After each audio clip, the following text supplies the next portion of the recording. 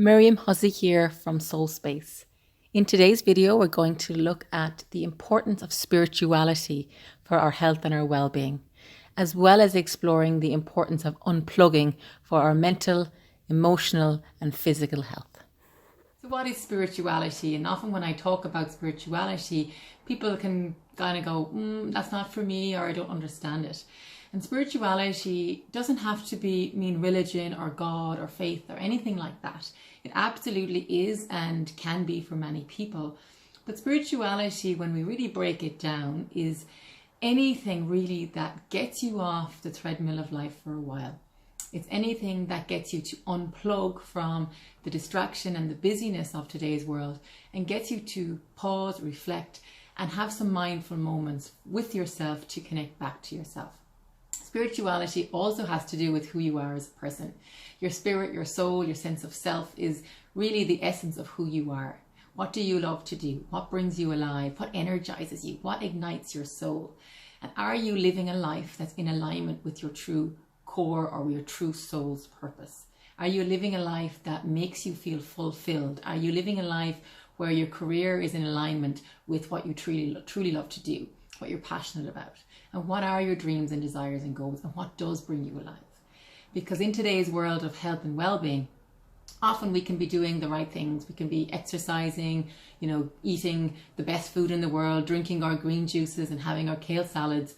But if there's something missing internally, if that sense of self, that sense of soul, that sense of spirituality, what ignites you, what brings you alive, if that's missing, well, then that's a big component of what will bring you healthiness and what will bring you happiness in your life.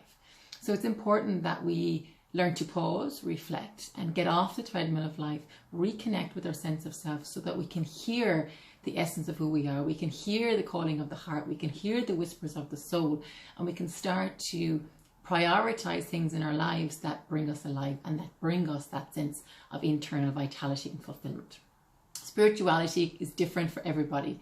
So maybe, rolling out your yoga mat and that sense of freedom, that sense of connecting to yourself is a form of spirituality in itself. Or maybe it's just getting out in nature, getting out for a hike, getting on your bike, just being free in the wilderness of nature, and that recharges you, refreshes you, and that's a form of spirituality.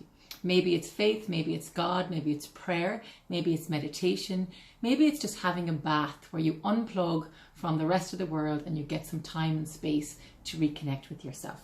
Whatever spirituality is for you, find it and prioritize it, because that in itself is one of the cornerstones and one of the pillars for vibrancy and for our health and vitality. The second area of this video, we're looking at the importance of unplugging for our health and well-being.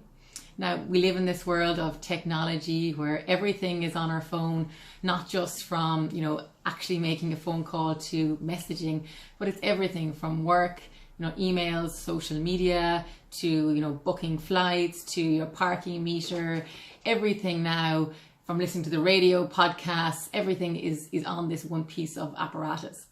And while technology is fantastic, it is brilliant, and it has changed our worlds for the better in so many positive ways. But we have to remember that also without balance, it can become destructive. And if we're living in a world where we're constantly connected, constantly plugged in, constantly in our screens, it is having a dramatic impact and effect on our health. It is causing more stress, more strain, both mentally as well as emotionally and physically. And also it's creating more distraction, which I call the disease of distraction in today's world, which is affecting our human connection, contact, oxytocin levels, which we discussed earlier in this program. So what do I mean by unplugging, and how can we do it? It may seem quite simple, but actually when you break it down, when I say that to people, it can be just, almost overwhelming to think about unplugging. How will I survive? And a fun fact is that a stat is that over 80% of people that own a smartphone claim that they would not be able to go a single day without their device. So this is quite a strong and profound fact, and leads to the whole concept of addiction as well, which is basically most of us are addicted to our phones. So how can we learn to get more balance into our life and learn to break this addiction? So some of the simple ways to learn to unplug.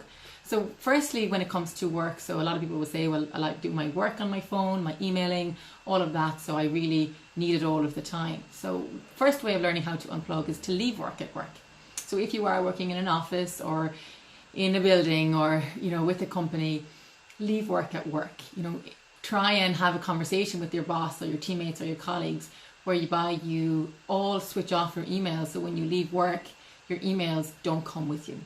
And a study was done recently from the Kansas University that showed a group of people that did this, engaged in just unplugging from work when they left work, and they found out that actually the productivity and the performance increased.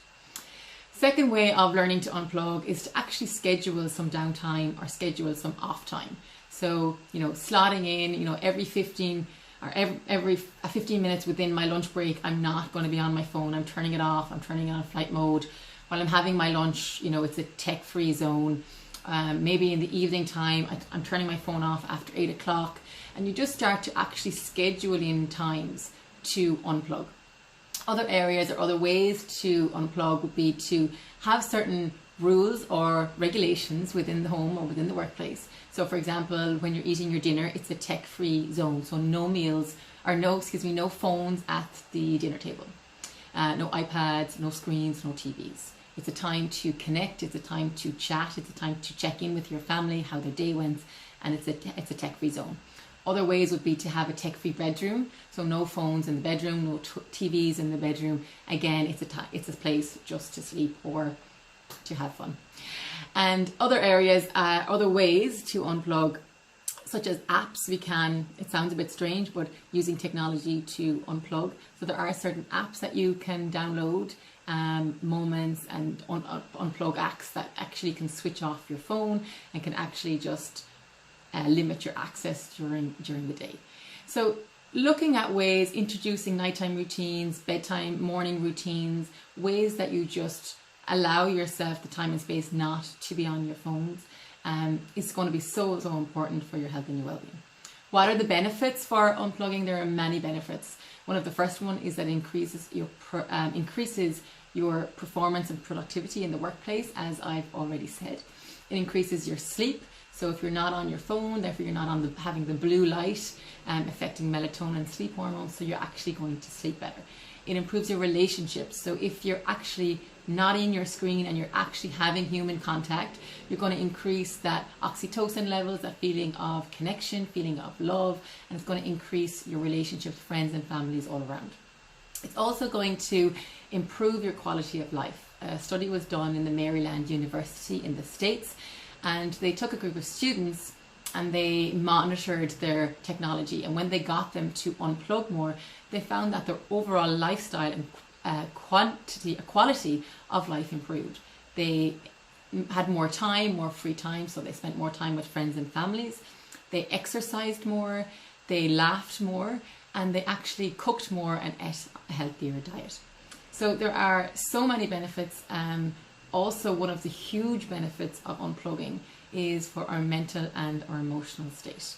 When we're constantly online, on social media, we can get into this judging, shaming, blaming, comparison mentality where we're constantly looking at everybody else's lives and thinking it's wonderful, and we often then feel a sense of mine isn't great and this comparison mode, which is absolutely the detriment to our health and vitality, and it can lead to mental health issues and emotional breakdowns. So when we unplug more, we actually check more in and we plug more into our own lives, and we unplug more out of everybody else's world.